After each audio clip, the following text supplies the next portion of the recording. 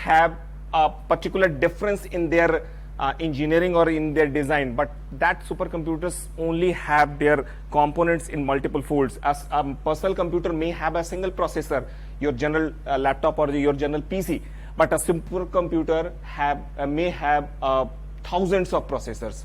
Supercomputers may have their internal bus architecture in terabytes, but your personal computers have internal bus architecture for transportation of data and different programs from one component to other components in few bits only. So these are the differences of their capacities. But supercomputers, because of their roles, have acquired a different class or different category. Supercomputers are mostly used where your time is very precious. You have to process your data within a particular limited time frame, and so you utilize the processing capabilities of these computers, which particularly use the technology of parallel computing, that computes your any data or job parallelly in different subroutines, in different subfunctions after breaking them. And these parallel computations and the technologies of quantum computations are mostly utilized in these supercomputers. They process your jobs within a fraction of seconds with their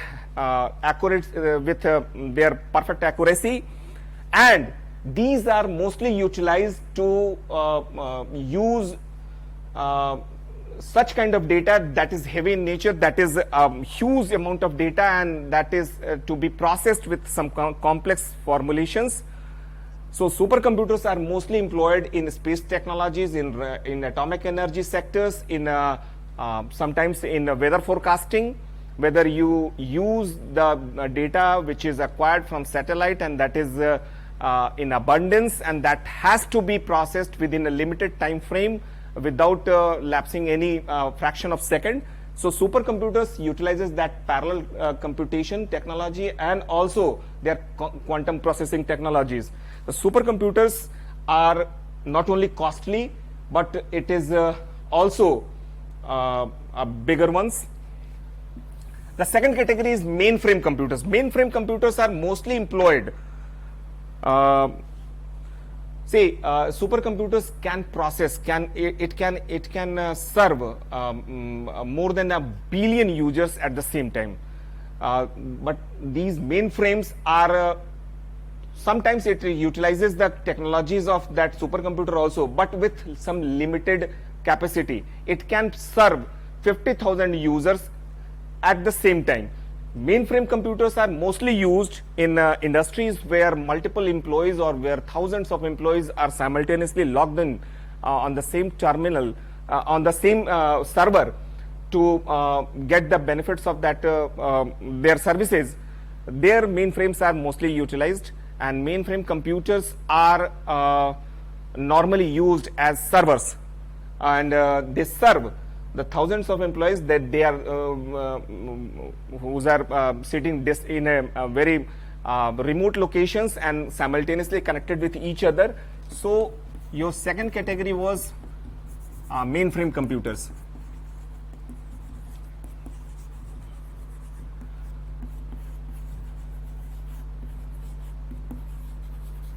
Mainframe computers also utilizes the same technology that is called parallel computation, and it serves the multiple users. It is less costlier than the supercomputer, but it is also in these computers, one of the disadvantages of these mainframe computers are these computers require a huge space to be installed.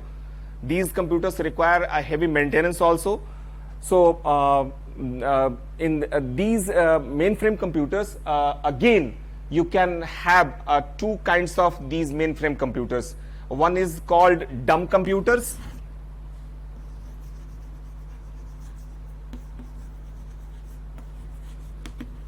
or you may say one is called dumb terminals and another is called intelligent terminals.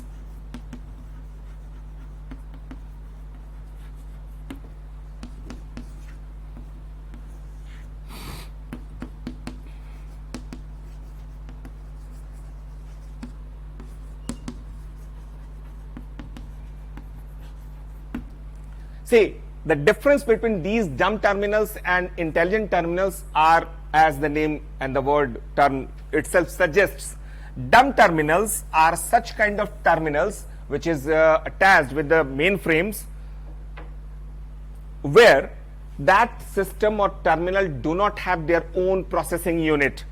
They are just used to put your data and to get their results. They serve as their input output terminals or their input output fronts only.